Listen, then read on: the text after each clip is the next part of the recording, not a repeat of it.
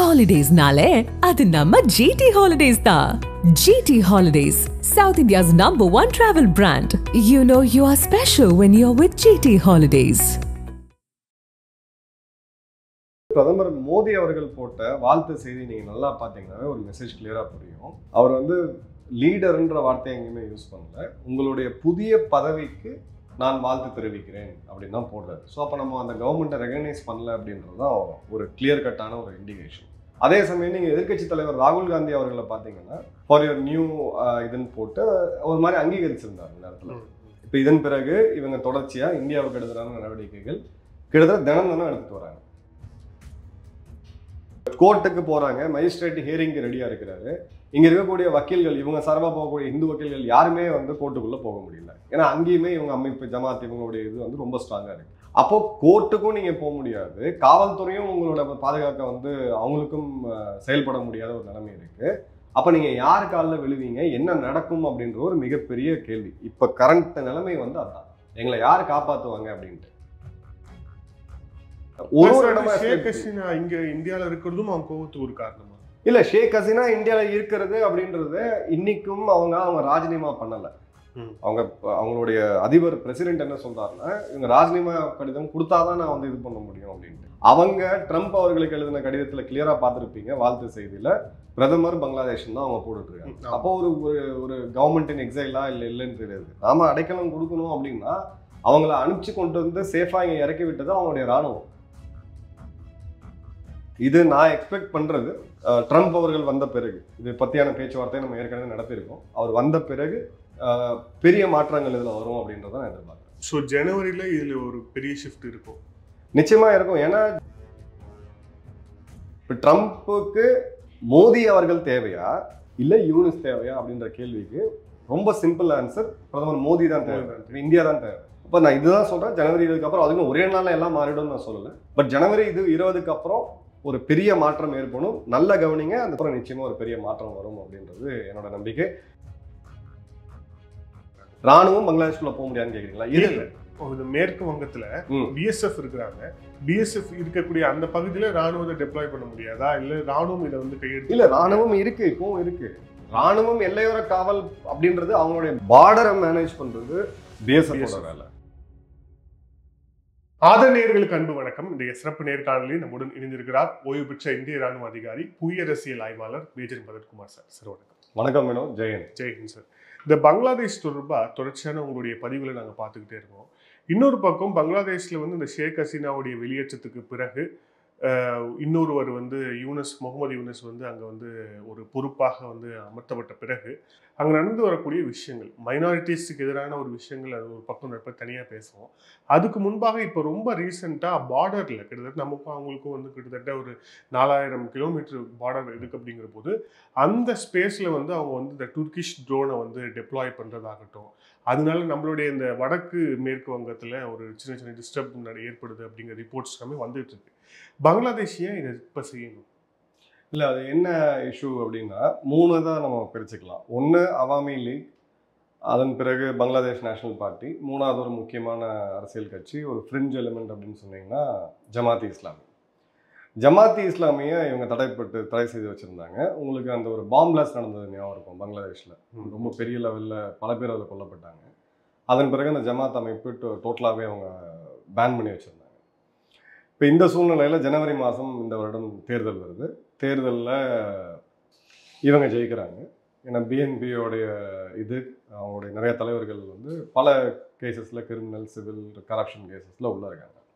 இவங்க பெரும்பான்மையை விட்டு வரும்பொழுது அப்போது எலெக்ஷன் டைம்லேயே அவங்க சொல்லியிருந்தாங்க, சென்ட் மார்ட்டின் தீவுகள் இந்த இடம் மற்றும் இங்கே வந்து மியான்மரோடைய ஒரு பகுதியை பிரித்து, இந்தியாவுடைய ஒரு பகுதியை பிரித்து, பங்களாதேஷோட ஒரு பகுதியை பிரித்து புதுசாக ஒரு நாடை உருவாக்குறாங்க கிறிஸ்தவர்களுக்காக.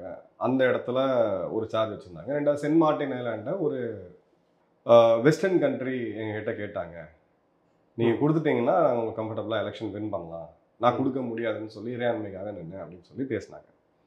அதன் பிறகு நம்ம நடந்தது என்ன அப்படின்றது தெரியும். இப்போ ப்ரொஃபஸர் முகமது யூனிஸ் அவர்கள் ஒரு நோபல் லாரட், மைக்ரோ ஃபினான்சிங் இருக்கக்கூடிய ஒரு பெரிய ஜாம்பவான் அப்படின்னு நம்ம பேசினா கூட அவருக்கும் கிளின்டன் ஃபவுண்டேஷனுக்கும் எந்த அளவுக்கு நெருங்கிய தொடர்பு இருக்குன்னு சொல்லிட்டு இது இலைமறை காய்மறை அல்ல, ஓப்பனாகவே அவர் என்டோர்ஸே பண்ணியிருக்காரு. அந்த மாணவர்களெல்லாம் கூட்டி போய் ஒரு பெரிய விழா எடுத்து அந்த விழாவில் ஜோ பைடன் அவரை கட்டி பிடிச்சிருக்கக்கூடிய காட்சிகள் நீங்கள் பார்க்கலாம். அந்த விழாவை ஆர்கனைஸ் பண்ணது வந்து கிளின்டன் ஃபவுண்டேஷன். ஹிலாரி கிளின்டன் அவங்களுடைய நெருங்கிய நண்பராக இருந்திருக்காங்க. அந்த மாதிரி சூழ்நிலையை நம்ம பார்த்தோம். இப்போது பங்களாதேஷில் 16 கோடி மக்கள் இருக்கக்கூடிய நாட்டில் ஒரு அரசு ஏதோ ஒரு காரணங்களுக்காக கவுளுதுன்னு வச்சுக்கோமே.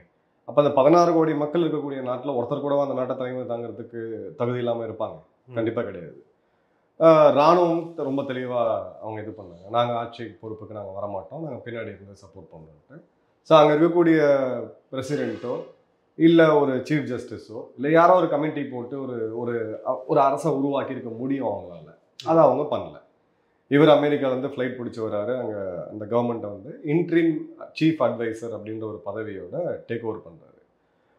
அப்போது நீங்கள் வந்து பிரதமர் மோடி அவர்கள் போட்ட வாழ்த்து செய்தி நீங்கள் நல்லா பார்த்தீங்கன்னாவே ஒரு மெசேஜ் கிளியராக புரியும். அவர் வந்து லீடர்ன்ற வார்த்தையை எங்கேயுமே யூஸ் பண்ணல. உங்களுடைய புதிய பதவிக்கு நான் வாழ்த்து தெரிவிக்கிறேன் அப்படின்னு தான் போடுறாரு. ஸோ அப்போ நம்ம அந்த கவர்மெண்ட்டை ரெகனைஸ் பண்ணல அப்படின்றது தான் ஒரு கிளியர் கட்டான ஒரு இண்டிகேஷன். அதே சமயம் நீங்கள் எதிர்க்கட்சி தலைவர் ராகுல் காந்தி அவர்களை பார்த்தீங்கன்னா ஃபார் யுவர் நியூ இதுன்னு போட்டு ஒரு மாதிரி அங்கீகரிச்சிருந்தார் இந்த இடத்துல. இப்போ இதன் பிறகு இவங்க தொடர்ச்சியாக இந்தியாவுக்கு எதிரான நடவடிக்கைகள் கிட்டத்தட்ட தினம் எடுத்துகிட்டு வராங்க. நீங்கள் சொன்ன செய்திகளாக இருக்கட்டும், இல்லை பார்டரில் வந்து இப்போ நீங்கள் பார்டரில் எப்போ படைகளை வந்து அதிகப்படுத்துவீங்க? ஒன்று உங்கள் தற்காப்புக்கு, உங்களுடைய பாதுகாப்புக்கு ஏதாவது அச்சுறுத்தல் இருக்குன்ற போது நீங்கள் ஃபோர்ஸஸ் வந்து பில்டப் பண்ணுவீங்க. இல்லை இன்னொரு நாட்டை தாக்கணும் அப்படின்ற ஒரு எய்ம் இருக்கும்போது, இன்னொரு நாடு வீக்காக இருக்கும் பொழுது, இப்போ கோவிட் சுச்சுவேஷனை நம்ம பார்த்தோம், சைனா வந்து கல்வானில் எப்படி கிட்ட வந்தாங்கன்ட்டு. இது ரெண்டுமே இல்லாதது. உங்களால் இந்திய ராணுவத்தை எடுத்து சண்டை போட்டு இந்தியாவெலாம் பிடிக்க முடியுமானா அது அந்த அப்ஜெக்டிவ் அவங்களுக்கு கிடையாது. ஸோ நீங்கள் டிஃபென்ஸ்க்காக பண்ணுறீங்கன்னா அப்போ இந்தியா ஏதாவது ப்ரொவோகேட் பண்ணியிருக்கணும், இந்தியா படை பலத்தை அதிகரிச்சிருக்கணும். ஒன்றுமே கிடையாது. இப்போவும் பிஎஸ்எஃப் துணை ராணுவம் தான் இருக்குது, ராணுவம் அங்கே இல்லை. அப்போ இது ஒரு தேவையில்லாத ஒரு எஸ்கலேஷன் அப்படின்றத பார்க்குறோம். பிறகு அவங்க பல இடங்களில் பாய்காட் இந்தியா கேம்பெயினை அவங்க ஜமாத் எடுத்து நடத்தினாங்க. இந்தியாவுடைய மசாலாக்கள், குறிப்பாக இந்தியாட்ட வந்து சேலைகள், இந்திய சேலைகள் தான் அங்கே 100% யூஸ் பண்ணுறாங்க லேடிஸ் எல்லாருமே, அதை பண்ணக்கூடாது அப்படின்ட்டு. அதன் பிறகு சித்தாந்த ரீதியாக அந்த நாட்டோடைய அடிப்படை கான்ஸ்டியூஷன், அரசியலமைப்பே இப்போ மாற்றுறதுக்கான இது வந்துச்சு. ஷேக் முஜிபுர் ரஹ்மான், ஃபாதர் ஆஃப் பங்களாதேஷ், அந்த போராடி அந்த சுதந்திரத்தை பெற்றுக் கொடுத்த தேச தந்தையாக போற்றப்படுது. அவருடைய அடையாளங்கள் எல்லாமே அளிக்கப்பட்டிருக்கு. இந்திய பங்களாதேஷ் 71வது வருடம் அந்த யுத்தம் 51 வருஷம் நீங்கள் ஆயிடுச்சு, அதோட நினைவுகள் எல்லாம் அளிக்கப்படுது. அதன் பிறகு அதை ஒரு செக்குலர் நாடாக இல்லாமல் ஒரு இஸ்லாமிய நாடாக மாற்றுறதுக்கான எல்லா விதமான இதையும் அவங்க பண்ணிட்டு இருக்காங்க. கான்ஸ்டியூஷனை ரீஃப்ரேம் பண்ணணும் அப்படின்றாங்க. சில முக்கியமான நேஷனல் ஹாலிடேஸ் மாற்றப்படுது, கரன்சியை மாற்றுறதுக்கு இப்போ அவங்க போயிட்டு இருக்காங்க. ஸோ இதெல்லாம் எப்போ பண்ணணும் அப்படின்னா, உங்கள் நாடு அதை இஸ்லாமிய நாடாக அறிவிக்கிறது அவங்களுடைய முடிவு தான். ஆனால் அது மக்களால் தேர்ந்தெடுக்கப்பட்ட ஒரு அரசால தான் அறிவிக்க முடியும். நீங்கள் இன்ட்ரீம் அரேஞ்ச்மெண்ட்ன்றது என்னது? ஸோ இடைக்காலத்தில் நீங்கள் தேர்தல் வரைக்கும் கொண்டு போய் நாட்டை சேஃபாக சேர்க்கணும் அப்படின்றது அவங்களுடைய இது. நீங்கள் இப்போ கான்ஸ்டியூஷன் அமெண்ட் பண்ணிட்டு, கான்ஸ்டியூஷனை அமெண்ட் பண்ண பிறகு நாங்கள் தேர்தல் நடத்துவோம் அப்படின்ற ஒரு புள்ளியில் தான் இவங்க போகிறாங்க. அப்போது அமெரிக்காவுடைய குடியுரிமை பெற்ற ஒரு நபர் சம்மந்தமே இல்லாமல் தெற்காசியாவில் இருக்கக்கூடிய பங்களாதேஷ்ன்ற ஒரு நாட்டில் வந்து அவர் ஒரு பொறுப்பு எடுத்து அவர் அங்கே கான்ஸ்டியூஷனாக பிரைம் மினிஸ்டர் ஆக முடியாது. ஸோ அப்போ யார் இங்கே என்ன நடந்துகிட்டு இருக்கு அப்படின்றது ஒன்று. ரெண்டாவது, இந்த போராட்டத்தை முன்னிறுத்தி நடத்தின இந்த ஜமாத்தோட அமைப்புகள் அவங்களோட எல்லாமே அவங்க ஒரு பேரலல் கவர்மெண்ட்டை ரன் பண்ணிட்டு இருக்காங்க. இப்போ நடக்கிறதுங்க இதுதான். நேரடியான தகவல் நான் உங்களுக்கு சொல்கிறேன். ஒன்று காவல்துறைக்கு அடுத்து துணை ராணுவம், ராணுவம். இன்னொரு சைடு பார்த்தீங்கன்னா காவல்துறையே பாதுகாப்பு இல்லாமல், அவங்க நாட்டுடைய காவல்துறையே பாதுகாப்பு இல்லாமல், இங்கே பாதுகாப்பு கொடுத்தாதான் நாங்கள் வேலைக்கே வருவோம் அப்படின்ற ஒரு நிலைமை இருந்துச்சு. அப்போ பார்த்தீங்கன்னா இந்த மாணவர் அமைப்புகள், இவங்க ப்ரொட்டஸ்ட் சோகால், இவங்க தான் டிராஃபிக் ரெகுலேஷன் பண்ணுறதுலேருந்து ஃபைன் போட்டுட்ருக்காங்க மக்களுக்கு. ஸோ ஒன்று வந்து நீங்கள் வந்து இது பண்ணுறது ஓகே. இப்போது போலீஸ் ஸ்டேஷன் ஒன்று ஃபங்க்ஷன் ஆகிட்டு இருக்கு, போலீஸ் ஸ்டேஷனுக்கு வெளியில் இன்னொரு போலீஸ் ஸ்டேஷன் ஃபங்க்ஷன் ஆகிட்டு இருக்கு. அது இந்த அமைப்புகள் எல்லாமே சேர்ந்து அவங்க இது பண்ணுறாங்க. இவங்களை கட்டுப்படுத்துறதுக்கு யாருமே கிடையாது. இப்போ கார்மெண்ட்ஸ் தொழிலாளர்கள் எவ்வளோ பேர் இறந்து போனாங்க துப்பாக்கி சூட்டில். அந்த கார்மெண்ட்ஸ் கம்பெனி எல்லாமே அவங்க இப்போ ஒருத்தரும் போராட ஆரம்பிச்சிட்டாங்க. இப்போ எங்கெங்கெல்லாம் போராட்டம் வருது பாருங்க. கார்மெண்ட் தொழிலாளிகள் எல்லாருமே லட்சக்கணக்கான அந்த நாட்டோடைய முதுகெலும்பு, பொருளாதாரத்தோட முதுகெலும்பு, அவங்க எங்களுக்கு ஊதிய உயர்வு வேணும் அப்படின்னு சொல்லிட்டு போகிறாங்க. கார்மெண்ட்ஸ் வந்து ரொம்ப தின் மார்ஜின் பிஸ்னஸ். அது ஒரே நேரத்தில் அவ்வளோ கொடுக்க முடியுமா அப்படின்னா அங்கே இருக்கக்கூடிய முதலாளி வர்க்கத்தால் கொடுக்க முடியாது. ஸோ அந்த இடத்துல அவங்க போய் போராடுறாங்க. கார்மெண்ட்ஸ் இண்டஸ்ட்ரி படுத்துருச்சு. அவங்களுடைய ஊர்காவல் படை அவங்க எங்களுக்கு பர்மனன்ட் எம்ப்ளாய்மெண்ட் வேணும் அப்படின்னு வராங்க. எங்களுக்கு பென்ஷன் வேணும், பர்மனன்ட் எம்ப்ளாய்மெண்ட் வேணும். ஏற்கனவே அந்த நாடு இருக்க சைஸுக்கு சம்மந்தமே இல்லாமல் ஒரு மிகப்பெரிய இராணுவம், மிகப்பெரிய துணை இராணுவம், இவ்வளோ தேவையே கிடையாது அவங்களுக்கு. ஸோ இப்போ ஊர்காவல் படைக்கும் நீங்கள் கொடுக்கணும் அப்படின்ற போது அங்கே ஒரு போராட்டம் வெடிக்குது.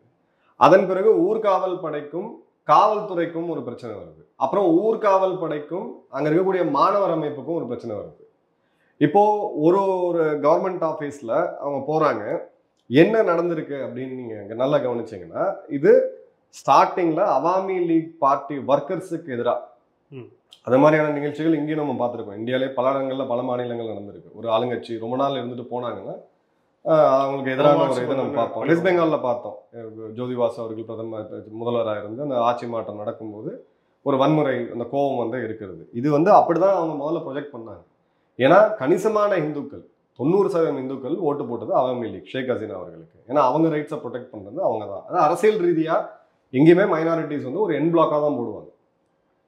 இங்கேயுமே மைனாரிட்டிஸ் பார்த்தீங்கன்னா என் பிளாக்காக தான் போடுவாங்க. ஏன்னா அவங்களுக்கு அந்த ஃபியர் இருக்குது, ஏதாவது வந்துடும், நமக்கு அது ஆயிரும் அப்படின்ற அந்த இது இருக்குது. ஸோ அதே மாதிரி தான் அங்கே போட்டாங்க. இவங்க என்ன சொன்னாங்கன்னா, இல்லை அவாமி லீகோடைய பார்ட்டி ஒர்க்கர்ஸ் மேலே தான் நாங்கள் டார்கெட் பண்ணோம், அதுவும் எங்களெல்லாம் வன்முறைக்கு அந்த காலகட்டங்களில் பண்ண மாவட்ட தலைவர்கள் இவங்கள தான் நாங்கள் பண்ணோம் அப்படின்ட்டு அந்த மினிஸ்டர் உட்பட பல பேர் தாக்கப்பட்டாங்க, அவங்க சொத்துக்கள்லாம் அடிக்கப்பட்டுச்சு.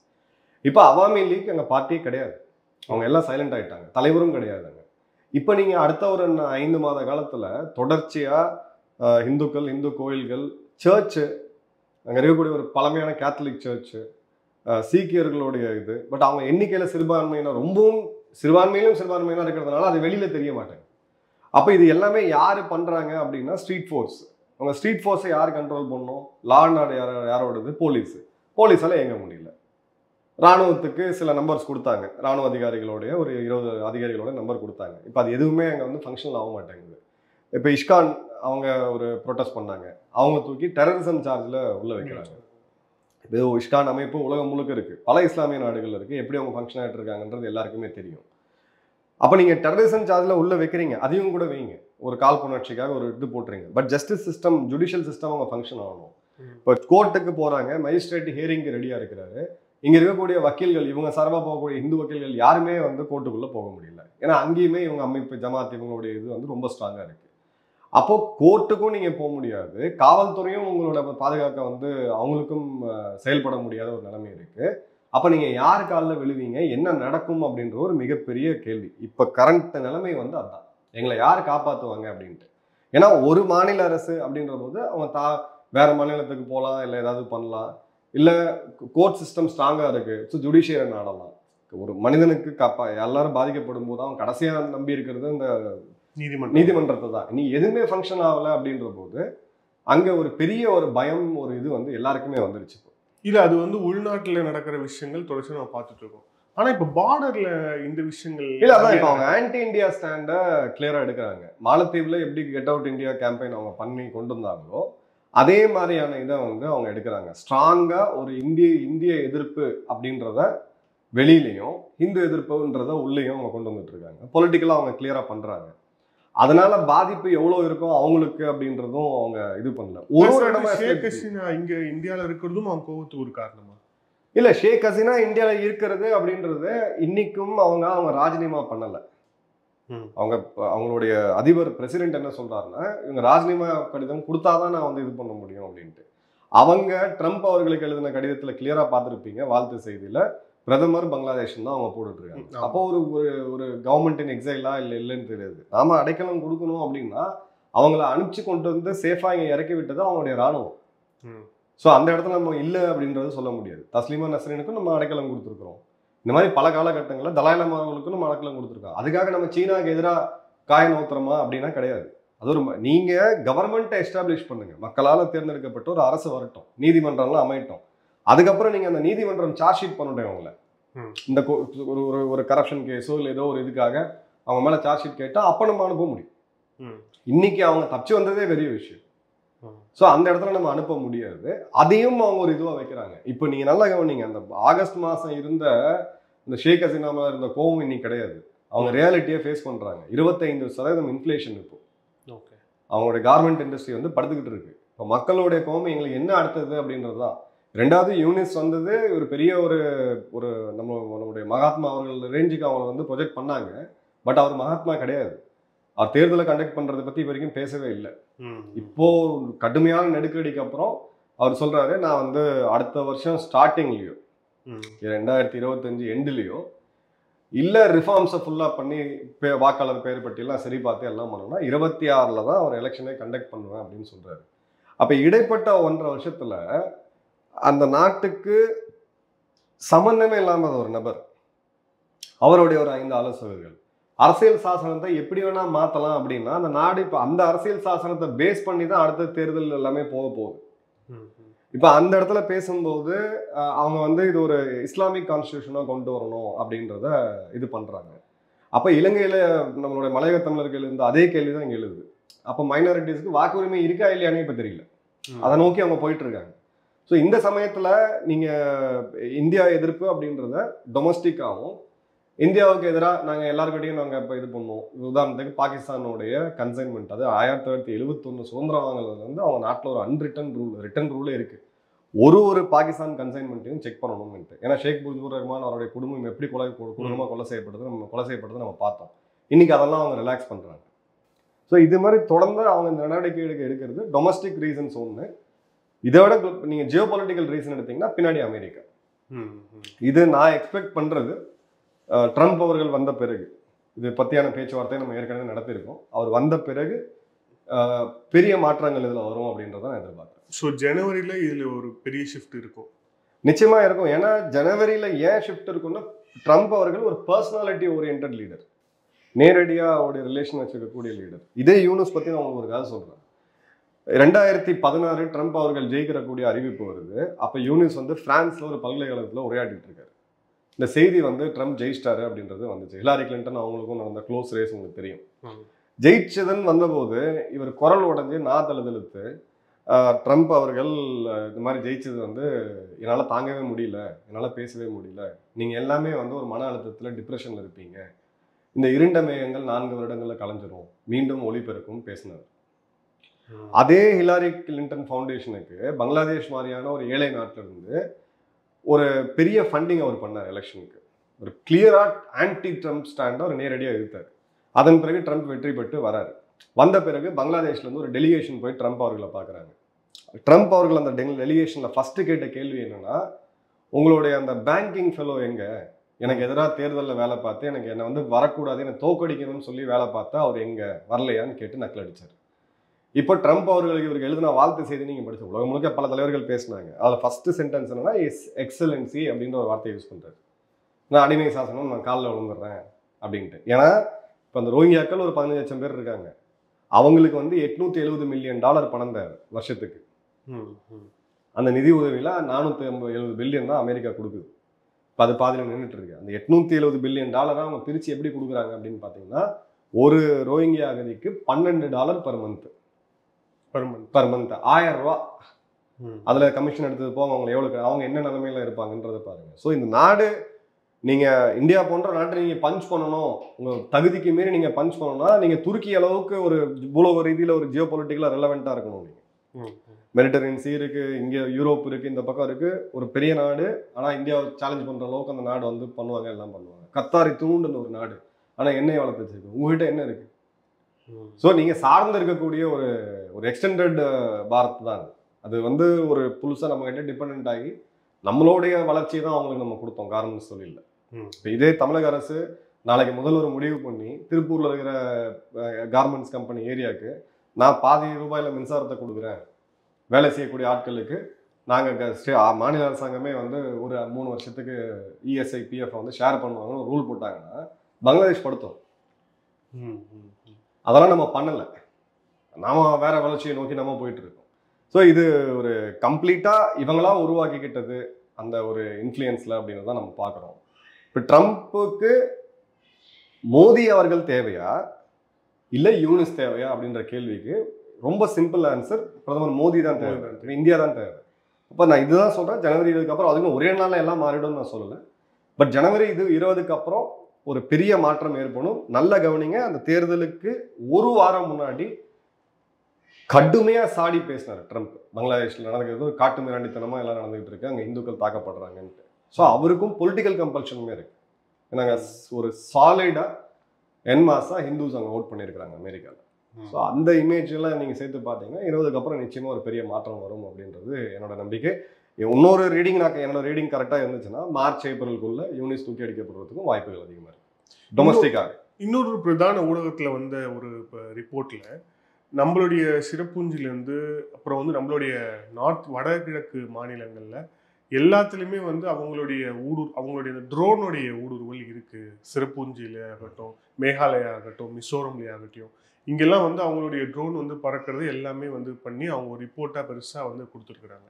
ஸோ எதுக்காக அதை அவங்க பண்ணுறாங்க? இப்போ ப்ரோவகேஷன். அவங்க வந்து இப்போ இது நாங்கள் இருக்கிறோம், நாங்கள் உங்களுக்கு ஸ்ட்ராங்காக இருக்கிறோம் அப்படின்னு உள்நாட்டு மக்களுக்கு உணவு உடுக்க உடை படுக்க இடம் எல்லாமே பிரச்சனையாக போயிட்டு இருக்கும்போது நீங்கள் மக்களோட இதை டைவெர்ட் பண்ணோம் அப்படின்னா நீங்கள் வந்து நாங்கள் ஸ்ட்ராங்காக இருக்கிறோம் அப்படின்றத காமிக்கணும். அந்த இந்திய எதிர்ப்புன்றதை நீங்கள் வளர்த்துக்கிட்டு இருக்கீங்க. அப்போ அந்த எதிர்ப்புக்கு நான் ஒரு எதிர்வினை நான் இருக்கிறேன் அப்படின்றதான் அவங்க முன்னாள் ராணுவ அதிகாரிகள் பேசுனது, பிஎன்பியோடைய ஒரு 2ஆம் கட்ட தலைவர் பேசுனது, நாங்கள் சிக்கன் நெக் இது பண்ணுறோம் அது பண்ணுவோன்ட்டு. இவங்களுடைய ட்ரோன் இவங்களுடைய இதுக்கு பதில் நம்ம கொடுத்தது பிஎஸ்எஃப் நேராக இன்னைக்கு 0 நிற்கிறாங்க. எல்லையில் பேங்கான் எல்லையில் பிஎஸ்எஃப் நின்றுட்டு இருக்கு. பிஎஸ்எஃப் கிட்ட ஆன்டி ட்ரோன் டெக்னாலஜி இருக்குது, நம்மகிட்ட அந்த வெப்பன்ஸ் இருக்குது. நாளைக்கு மீறி அவங்க எல்லையில தான் ஒன்றும் பறந்துட்டு இருக்காங்க. நாளைக்கு மீறி இந்திய எல்லைக்குள்ளே வந்தாங்கன்னா அந்த ட்ரோனை சுட்டு வீழ்த்துறதுக்கு இந்தியாவுக்கு ரொம்ப பெரிய நேரம் எடுக்காது. ஸோ அவங்க நாட்டுக்குள்ள அவங்க மக்களுக்கு நாங்கள் வந்து பெரிய ஆளுன்னு காமிக்கிறதுக்காக நடக்கக்கூடிய ஒரு நடவடிக்கை. ஆமாம், இது ஒரு ப்ரோவோகேட் பண்ணுறாங்க. நாங்கள் உங்களுக்கு ஹோஸ்டைலாக இருப்போம், எங்களை வந்து நீங்கள் இலங்கை மாதிரி ஹேண்டில் பண்ண முடியாது, எங்களை வந்து நீங்கள் நேபாள் மாதிரி ஹேண்டில் பண்ண முடியாது. இப்போவும் யூனிஸ் பேசும்போது இந்தியா கூட நாங்கள் ரொம்ப நல்ல உறவு தான் விரும்புகிறோம், வித் ஈக்குவாலிட்டி அப்படின்னு ஒரு வார்த்தை பேசுகிறாரு. ஸோ ஒரு சின்ன நாடு ஒரு பெரிய நாட்டை கிட்ட எப்பயுமே பேசும்போது, நாமளுமே சைனாட்ட பேசும்போது மியூச்சுவல் அப்படின்ற வார்த்தை எப்பயுமே இருக்கும். கொடுத்து வாங்குறோம், நீங்க சமமாக உட்காந்து தான் பேசணும், நான் சின்ன நாடு நீ பெரிய நாடுன்னு கிடையாதுன்ட்டு. அதை இவங்க ரொம்ப அழுத்தமாக சொல்கிறாங்க. நீங்கள் வந்து எங்களை இல்ட்ரீட் பண்ணுறீங்க, நீங்கள் சின்னதாக எங்களை ஒரு ஏதோ இருக்கக்கூடிய 29 மாநிலம் 30 மாநிலமாக நீங்கள் பார்க்குறீங்க அப்படின்ட்டு. ஸோ அது ஒரு குளோபல் பாலிட்டிக்ஸில் எப்பயுமே இருக்கும். இப்போ இந்தியாவை சுற்றி இருக்கக்கூடிய நாடுகள் எல்லாம் இங்கே என்ன பிரச்சனை அடிப்படையாக பார்த்தீங்கன்னா, இந்தியாவை சுற்றி இருக்கக்கூடிய நாடுகள் பாகிஸ்தான், நேபாள், பூட்டான், பங்களாதேஷ், இலங்கை, மாலத்தீவு எல்லா நாடுமே எக்கனாமிக்காக ஸ்ட்ரகிள் ஆகிட்டு இருக்கு. இல்லை ஒரு அளவுக்கு தாக்கி பிடிச்ச நாடுன்னா பங்களாதேஷ். இப்போ நீங்கள் அதுவுமே போயிடுச்சு.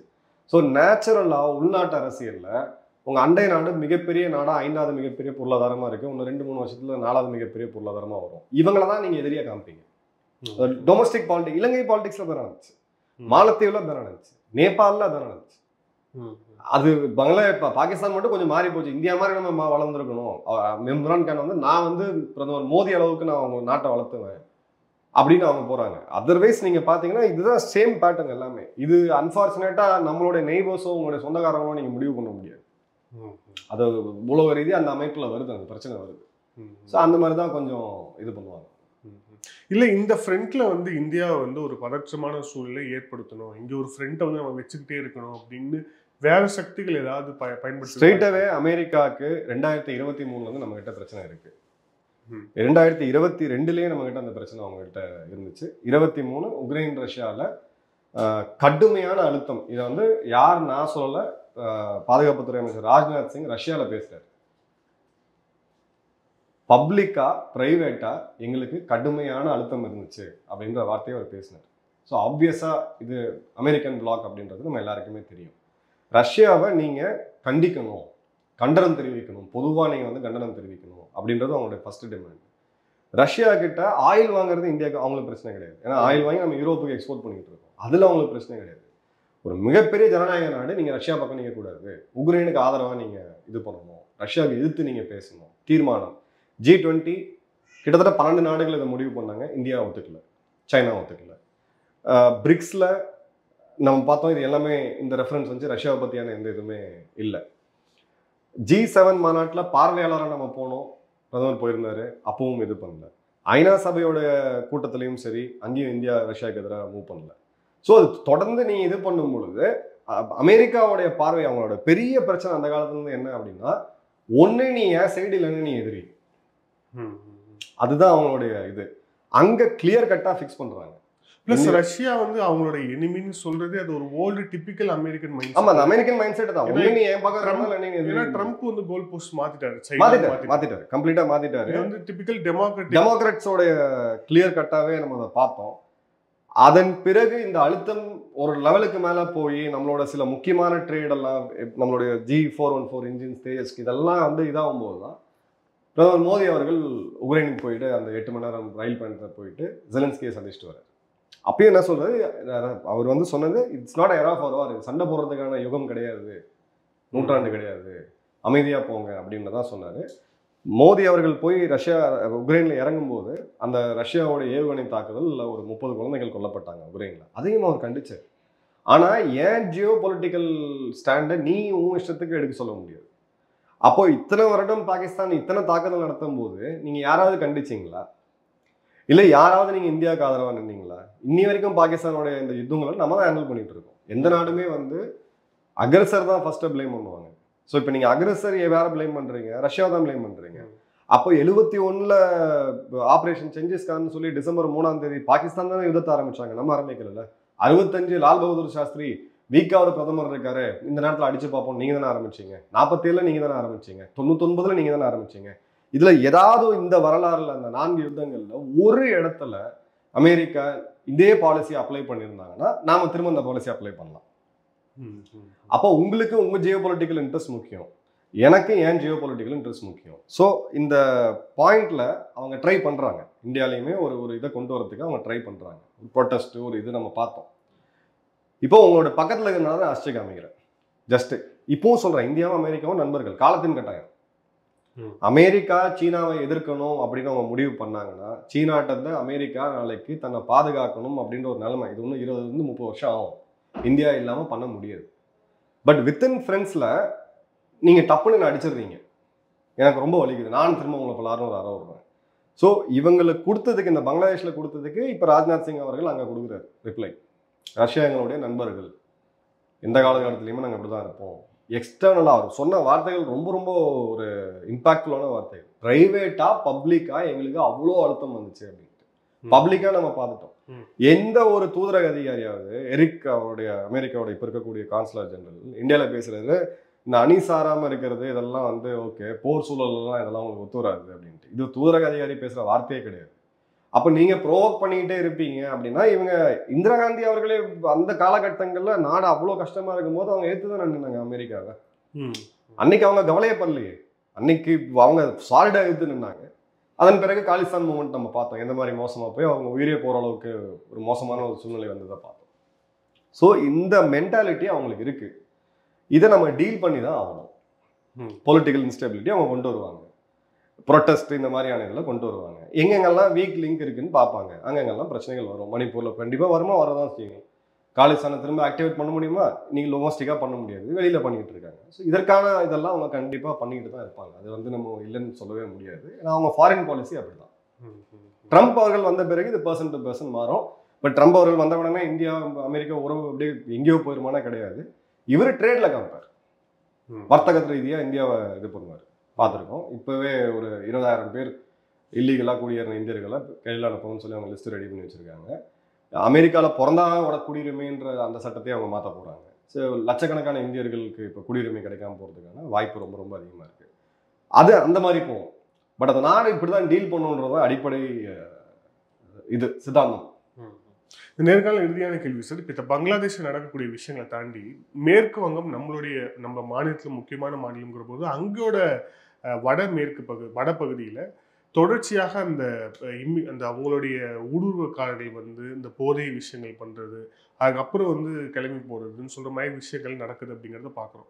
ஸோ இப்போ இதை வந்து இன்னொரு குரல் என்ன இருக்குன்னா, இது பிஎஸ்எஃப் மட்டும் போதுமா, ஏன் ராணுவம் அங்கே போகல அப்படிங்கிற ஒரு கேள்வியும் சேர்த்து வந்து எழுப்புறாங்க. ப்ளஸ் மாநில அரசு எவ்வளோதான் அதால் வந்து இந்த மாதிரி விஷயங்களை தாக்கு பிடிக்க முடியும் அப்படிங்கிற ஒரு கேள்வியும் இருக்குது. எப்படி அட்ஜஸ்ட் பண்ணுங்க? இது 2 விதமான பிரச்சனை இருக்குது. ஒன்று வந்து BSF first India Pakistan border Rann of கட்சில் ஆரம்பித்து உங்களுக்கு அக்னூர் வரைக்கும் வேலி போட்டிருக்காங்க. ஸோ அதில் டிபேட்டே கிடையாது. அதையும் மீறி அவங்க உள்ளே வராங்க, ட்ரோன்லாம் இன்றைக்கி வந்துட்டு இருக்குன்னு நம்ம பார்க்குறோம். இங்கே அப்படி கிடையாது. பார்டர் வேறு 4700 கிலோமீட்டரில் கிட்டத்தட்ட ஒரு 1700 கிலோமீட்டருக்கு அதிகமாக ஆறுகள் நடுவில் இருக்குது. நீங்கள் ஆற்றுக்கு நடுவில் போய் வேலி போட முடியாது. ஸோ ஆற்றை நீங்கள் கிராஸ் பண்ணி வரலாம். இலங்கையிலேருந்து நம்ம சூழ்நிலையில் பார்த்துட்டு தானே இருக்கிறோம். ஒரு காலகட்டங்களில் எவ்வளோ பேர் வந்தாங்க, போட் எடுத்தால் இங்கே வந்துடலாம். வேதாரண்யம் அந்த மாதிரி சூழ்நிலையே அங்கே இருக்குது. இப்போ அங்கே லோக்கல் லெவலில் போலீஸால் இது பண்ண முடியுமா அப்படின்னா கண்டிப்பாக முடியாது. மாநில காவல்துறைக்கு அவங்களுக்கு சட்டம் ஒழுங்கு பல இது இருக்குது, இதுக்காக சில இது வச்சுருக்காங்க. பிஎஸ்எஃப் டிப்ளாய்மெண்ட் அப்படின்றது அங்கே இருக்குது. பட் அங்கே என்ன பிரச்சனை அப்படின்னு பார்த்தீங்கன்னா பிஎஸ்எஃப்ஓடைய ஒர்க்கிங் லிமிட் எவ்வளோ. இப்போது பஞ்சாபில் சில இடங்கள்ல 50 கிலோமீட்டர் கொண்டு போனாங்க. மாநில அரசுக்கும் அவங்களுக்கும் பிரச்சனை வந்துச்சு. அதே மாதிரியான பிரச்சனை இப்போ அங்கே இருக்குது. அது வந்து வேற ட்ராக்ல போகும். 50 கிலோமீட்டரில் பிஎஸ்எஃப்க்கு பவர் இருக்குது, ஒரு சென்ட்ரல் கவர்மெண்டோட இது இருக்குன்னா அப்போ மாநில உரிமைகள் பறிபோகுது. அந்த ட்ராக்ல அது பாலிடிக்ஸ் இன்வால்வ் இல்லை. பட் இப்போ சமீபமாக நான் பார்க்கக்கூடியது முதல்வர் மம்தா அவர்களும் சரி இப்போ அவங்க பேசிக்கிறாங்க, நிறையா பேசி ஓரளவுக்கு அவங்க சால்வ் பண்ணியிருக்கிறாங்க. பிஎஸ்எஃப்க்கு அந்த ஏரியாவை எக்ஸ்டெண்ட் பண்ண அந்த உள்துறை அமைச்சகத்தோட அறிவிப்பில் கடுமையாக எதிர்த்தது 2 பேர். ஒன்று வந்து பஞ்சாப் முதல்வர், இன்னொன்று வந்து மேற்கு வங்க முதல்வர். இப்போ அதில் அவங்க டோன் டவுன் பண்ணுறாங்க, ரியலிஸ்டிக்காக அவங்க சில இது பண்ணுறாங்க. ரெண்டாவது இந்த பங்களாதேஷ் அப்படின்றது இந்த பக்கம் இருக்கிறது ஒரே இனம், ஒரே மொழி பேசக்கூடிய மக்கள். ஸோ அது ஒரு பெரிய ஒரு இது இருக்குது. பட் இப்போ சமீபமாக அவங்க பேசினது வந்து நாங்கள் வந்து 4 நாளில் வந்து நாங்கள் 3 மாநிலத்தை தூக்கிடுவோம், வெஸ்ட் பெங்கால், பீகார், ஒடிசாவை அப்படின்னு பேசும்போது நாங்கள் லாலிபாப்பா சாப்பிட்டுட்டு இருப்போம் அப்படின்னு சொல்லி பதில் கொடுத்துட்டு இன்னொன்று அவங்க சொன்னாங்க, இது மத்திய அரசாங்கத்தோடைய முடிவு என்னவோ ஜியோ பொலிட்டிக்கலாக அதை நாங்கள் மனப்பூர்வமாக ஃபாலோ பண்ணுறோம் அப்படின்ற ஒரு கிளியர் கட்டான ஒரு டால் லீடருக்கான அதை வந்து அவங்க கொடுத்துருக்காங்க. பட் கிரவுண்ட் லெவலில் டைனமிக்ஸ் அப்படின்றது டோட்டலாக வேறு. 100% நிறுத்த முடியுமா? சத்தியமாக முடியாது. டெக்னாலஜி யூஸ் பண்ணலாம், சில மூவ்மெண்ட்லாம் இப்போ பண்ணிட்டு இருக்காங்க. இல்லை ராணுவம் போக முடியாதா அப்படின்னு ஒரு கேள்வியும் கேட்குறாங்க. ராணுவம் பங்களாதேஷ்குள்ள போக முடியாதுன்னு கேட்குறீங்களா? இல்லை, மேற்கு வங்கத்துல பிஎஸ்எஃப் இருக்கிறாங்க. பிஎஸ்எஃப் இருக்கக்கூடிய அந்த பகுதியில ராணுவத்தை டெப்ளாய் பண்ண முடியாதா? இல்ல ராணுவம் இதை வந்து கையெழுத்து? இல்ல, ராணுவம் இருக்கு, இப்பவும் இருக்கு. ராணுவம் எல்லையோர காவல் அப்படின்றது அவங்களுடைய பார்டரை மேனேஜ் பண்றது பிஎஸ்எஃப் ஓட வேலை. சரி, நீங்க யார் என்ன ரோல் இருக்காங்கன்றத பார்க்கணும். பார்டரை மேனேஜ் பண்றது பிஎஸ்எஃப் ஓட வேலை. ஒரே ஒரு இடத்துல மட்டும்தான் ஒரு சில இடங்கள்ல நம்ம மாற்றி வச்சிருக்கோம். பூஞ்ச், ரஜோரி அப்படின்னு பார்த்தீங்கன்னா ஃப்ரண்ட் லைன்ல நாங்கள் நின்றுப்போம். நான் இருந்த போஸ்ட்லேயே பாகிஸ்தான் போஸ்ட் வந்து ஒரு 700 மீட்டர் தான் இருந்துச்சு. ஆனால் என் கூட ஒரு தள்ளி ஒரு 5 கிலோமீட்டர் தள்ளி பிஎஸ்எஃப் அங்கே இருந்தாங்க. ஸோ அங்கே நீங்கள் வந்து பிஎஸ்எஃப் சப்போர்ட் பண்ணுறதுக்கு நீங்கள் ராணுவத்தை வைக்க வேண்டிய கட்டாயம் இருக்குது. ஏன்னா தீவிரவாத ஊடுருவல் உங்களுக்கு அந்த டெரிட்டரி வந்து claimed territory, LAC, line of actual control, யார் எங்கே இருக்கிறாங்களோ அவங்களுக்கு அந்த இது இருக்குன்ட்டு. இந்த இடத்துல இது இன்டர்நேஷனல் பார்டர். நீங்கள் எல்லா இடத்துலையும் போய் நீங்கள் ராணுவத்தை டிப்ளாய் பண்ணீங்கன்னா ராணுவம் அப்படின்றது போருக்கான ஒரு மிஷினரி, உங்களை பாதுகாக்கிறதுக்கான மிஷினரி. ஒரு யுத்த சூழல் வரும்போது பிஎஸ்எஃப் பின்னாடி வந்துடுவாங்க, ராணுவம் முன்னாடி போகும். நீங்கள் அவங்களை வந்து கொண்டு போய் பிஎஸ்எஃபோட டியூட்டியில் போட்டிங்கன்னா, இப்போ ஜம்மு காஷ்மீரில் போட்டு எவ்வளோ ஆச்சு? 90 போட்டது 34 வருடம் ஆச்சு. இன்னி வரைக்கும் நம்ம ராணுவத்தை தீவிரவாத தடுப்பு நடவடிக்கையிலேருந்து நம்மளால் எடுக்கவே முடியல. அதை தொழிலாகவே மாறிடுச்சு. அந்த தப்பை நீங்கள் பண்ணக்கூடாது. துணை ராணுவத்தை இன்க்ரீஸ் பண்ணுங்க, ஊர்காவல் படையை இன்க்ரீஸ் பண்ணுங்க. இப்போ பிஎஸ்எஃப் என்ன பண்ணியிருக்காங்கன்னா, ஒரு டிஜி என்ன பண்ணியிருக்காருன்னு பார்த்தீங்கன்னா, அங்கே இருக்கக்கூடிய மீனவர்கள், கடலில் ஆற்றுல மீன் பிடிக்கக்கூடிய மீனவர்கள், அங்கே இருக்கக்கூடிய மக்களுக்கு வாலண்டியர்ஸாக வந்து சேருங்க, நீங்கள் மேனேஜ் பண்ணுங்க அப்படின்ற இது நம்ம ஏற்கனவே பேசியிருக்கோம். ஜம்மு காஷ்மீரில் விடிசி, வில்லேஜ் டிஃபென்ஸ் கமிட்டி அப்படின்றது சிறு லெவலில் ஆயுதங்கள்லாம் அவங்க கொடுப்பாங்க. ஸோ அந்த மாதிரி தான் நம்ம போகணும். மக்களை நீங்கள் வந்து யூஸ் பண்ணி அவங்களுக்கு ஒரு சிறு ஒரு இதுக்கு ஒரு நீங்கள் கொடுக்கல, பணமே கொடுக்கலாம். அவங்க செய்யக்கூடிய வேலைக்கு, நாட்டுக்காக செய்யக்கூடிய வேலைக்கு கொடுக்கலாம். நீங்கள் அந்த மாதிரி பண்ணி நீங்கள் பார்டரை மேனேஜ் பண்ணணும். ரெண்டாவது, ஒரு கிளென்சிங் நீங்கள் பண்ணி தான் ஆகணும் உள்நாட்டுக்குள்ளே. எவ்வளோ பேர் உள்ளே இருக்கிறாங்கன்னு தெரியாது. இப்போ ட்ரம்ப் அதை வந்து ஒரு பொலிட்டிக்கல் பிச்சாவே எடுத்துட்டு வந்தார். அவர் ஜெயிச்சதுக்கு மிக முக்கியமான ரீசன் வந்து, நான் வந்து உலகமே வரலாற்றே பார்க்க முடியாத இந்த இமிகிரன்ஸ்லாம் தூக்கி வெளில போடுவேன் அப்படின்ட்டு. நம்மகிட்ட இமிகிரன்ஸ்க்கான பாலிசியே கிடையாது. அதுதான் பிரச்சனை. இப்போ வரைக்கும் நீங்கள் வரீங்க, என்ன பண்ணுவீங்க? என்ன இப்போ நீங்கள் ஒரு யாரோ வேறு நாட்டிலேருந்து இங்கே வந்துட்டாங்க, சரி ஏதோ ஒரு காரணத்துக்காக வந்துட்டாங்கன்னு வச்சுக்கோங்க. உங்கள்கிட்ட என்ன லா இருக்குது? பாஸ்போர்ட் ஆக்டில் நீங்கள் உள்ள வைக்கிறீங்க, சரி வீசா அடிக்காமல் நீங்கள் உள்ளே வந்துட்டேன் அப்படின்றதுல இது பண்ணுறீங்க. பட் இது பர்மனன்ட் சொல்யூஷன் கிடையாது. ஏன்னா சுற்றி இருக்கக்கூடிய நாடுகள் எல்லாமே எக்கனாமிக்கலாக வாலண்டைலாக இருக்கிறாங்க. நாளைக்கு இப்போ பிஓகேல இருக்கக்கூடிய மக்கள் வராங்க, நம்ம மக்கள் எடுத்துக்கிறோம். சிந்துலேருந்து வந்தாங்கன்னா 10 லட்சம் பேர் 15 லட்சம் பேர் வந்தாங்கன்னா உங்கள்கிட்ட என்ன பாலிசி இருக்குது? நம்மகிட்ட பஃபர் ஜோனும் கிடையாது. அப்போ அந்த நாடுகள்கிட்ட நீங்கள் பேசி, எப்படி யூகே நீங்கள் எங்கள் நாட்டுக்குள்ளே வராதிங்க, ஆப்பிரிக்காவில் ஒரு பகுதியை எடுத்து இங்கே நீங்கள் அகதிகளை வச்சுக்கங்க, அந்த நாட்டுக்கு நீங்கள் நாங்கள் காசு கொடுக்குறோன்ற அதே தான் இங்கே நீங்கள் பண்ணியாகும். இப்போ இன்னொரு பெரிய பிரச்சனை இருக்குது. அராக்கன் ஆர்மி அந்த பக்கம் அவங்க பார்டரை பிடிச்சிட்டாங்க, ரவைன் ஃபுல்லாக வந்து ராக்கைன் ஃபுல்லாக அவங்க உள்ளே வந்துட்டாங்க. இப்போ அந்த காக்ஸ் பஜார் அந்த குறிப்பிட்ட பர்டிகுலர் மாநிலத்தில், அதாவது தென் கிழக்கு அவங்க டிப்பு நம்ம ராமேஸ்வரம் மாதிரி பங்களாதேஷோட இதுன்னு வச்சுக்கோங்க. இப்போ அந்த முழு கண்ட்ரோலுமே அரக்கன் ஆர்மிகிட்ட இருக்குது. அங்கே 15 லட்சம் ரோஹிங்கியாக்கள் உள்ளே வர போகிறாங்க பங்களாதேஷ்குள்ள. ஏற்கனவே ஒரு 15 லட்சம் பேர் இருக்கிறாங்க. அதுக்கு ஒரு 8000 கோடி அவங்க வேற வழி இல்லாமல் நிறைய பேர்ட்ட கேட்டுட்டு இருக்காங்க. இப்போ கடந்த காலகட்டங்களில் இந்த ரோஹிங்கியாக்களை அங்கேருந்து தூக்கி பஸ்ஸில் போட்டு இல்லை ட்ரெயினில் போட்டு இந்த பக்கம் இந்தியா பார்டருக்கு எடுத்துகிட்டு வந்து இங்கே உள்ள வருது. ஜம்முவில் இன்னைக்கு ரோஹிங்கியா காலனி இருக்கு, டெல்லியில் இன்னைக்கு ரோஹிங்கியாக்களோட காலனி இருக்கு. அவங்களும் மனிதர்கள் தான், மனித உதவிகள் நம்ம செஞ்சுட்டு தான் இருக்கோம். இன்னைக்கும் மியான்மருக்கு நம்ம அரசி கொடுத்துட்டு தான் இருக்கோம். ஆனால் அடிப்படையா அவங்களுக்கு அண்டை நாடு அப்படின்றது யாரு? பங்களாதேஷ். அவங்க தான் கொடுத்தாங்க. ஸோ அந்த பஃபர் ஜோனை நீங்கள் கிரியேட் பண்ணணும், இந்த பஃபர் ஜோனை நீங்கள் வைக்கணும். அங்கே லோக்கல் லெவலில் நம்மளுடைய அடிப்படை அடையாளம்னு சொல்லக்கூடிய ஆதார் இதெல்லாமே வந்து இன்னைக்கு சர்வசாதாரணமாக கிடைச்சிட்டு இருக்கு. மத்திய அரசு இதில் முடிச்சுக்கலாட்டி ரொம்ப கஷ்டமாயிடும் ஃபியூச்சரில். இது என்ன பாலிசி? நம்ம ஓகே, தமிழகம் ஹைலி இண்டஸ்ட்ரியலைஸ்ட் ஒரு state, Maharashtra highly industrial, Gujarat இந்த மாதிரி போன்ற மாநிலங்கள் இதுதான் நம்மளுடைய பொருளாதாரத்தை ப்ரொபல் பண்ணக்கூடிய மாநிலங்கள். இப்போ இங்கே லட்சக்கணக்கான பேர் வராங்க. இப்போ நீங்கள் வந்து ஹைலி இம்பாசிபிள், நீங்கள் தமிழக காவல்துறை ஒருத்தரையும் கண்காணித்து அவங்கள பற்றி ரிப்போர்ட் எழுதுனா அது பாசிபிளே கிடையாது, நடக்க முடியாத விஷயம். ஸோ பாலிசி வேணும், பர்மிட் வேணும், ஏதாவது ஒரு சிஸ்டம் வேணும். நீங்கள் வந்து அதை கொடுத்து ரெகுலரைஸ் பண்ணாதான் உங்களுக்கு இங்கே என்ன இம்பாக்ட்ன்றது தெரியும். நம்ம இன்னும் அந்த எல்லையில தான் பார்த்துட்டு இருக்கிறோம். எல்லையில் பிஎஸ்எஃப் இருக்குது, அதை நம்ம வந்து கண்ட்ரோல் பண்ண முடியும், எல்லாம் பண்ணுவோம். இப்போ உள்ளே இருக்கவங்கள நீங்கள் புஷ் பண்ணாதான், அட்லீஸ்ட் நீங்கள் ஒரு லாட்டை புஷ் பண்ணாதான் அந்த நாடு கேட்கும். இப்போ மெக்சிகோ அப்படின்னா உலகம் முழுக்க ஒரு கெட்ட பேர் இருக்கு, எல்லாரையும் அமெரிக்காவுக்கு அனுப்பிச்சு விட்றது, ட்ரக்ஸ்ன்றது ஒரு கெட்ட பேர் இருக்கு. பங்களாதேஷ்க்கு எதுவுமே கிடையாது. எத்தனை பேர் உலகத்தில் தெரியும், இல்லை நம்ம நாட்டிலே எத்தனை பேருக்கு தெரியும் இவ்வளோ பேர் பங்களாதேஷ்லேருந்து வராங்கன்ட்டு. சூப்பர், நம்ம கடக்க வேண்டிய தூரம் ரொம்ப நிறையா இருக்குது. குறிப்பாக போர் இல்லாத சூழல்களில் இப்போ ஈழத்தமிழர்கள் 2009 என்ன நினச்சுன்னு பார்த்தோம். அன்னைக்கு நம்ம வந்து வரவேற்பு கொடுத்து அவங்க உள்ள பண்ண வேண்டியது இந்தியாவுடைய கடமை, அதில் மாற்றுக்கிறதே கிடையாது. ஆனால் போர் இல்லாத சூழலில் வறுமையினாலேயோ இல்லை பொருளாதார காரணங்களுக்காகவோ இவங்க உள்ளே வரும்பொழுது நம்ம நாடு இன்னும் பொருளாதாரத்தில் அந்தளவுக்கு எல்லாரும் இருக்க அளவுக்கு இல்லை. கணிசமான 30 கோடி மக்கள் இன்னும் வறுமை கோட்டில் இருக்கிறாங்க. இன்னைக்கு கவர்மெண்ட் சப்போர்ட் பண்ணிட்டு இருக்காங்க. இப்போ இந்த அளவுக்கு நம்ம எடுத்துகிட்டு போக முடியுமா அப்படின்னா முடியக்கூடாது, அது போகவும் கூடாது. என்னுடைய பார்வை வந்து அதுதான். நன்றி சார், பல்வேறு பயிற்சி. Thank you sir, thank you so much. நன்றி வேணும். ஜெயன். ஜெயன் சார்.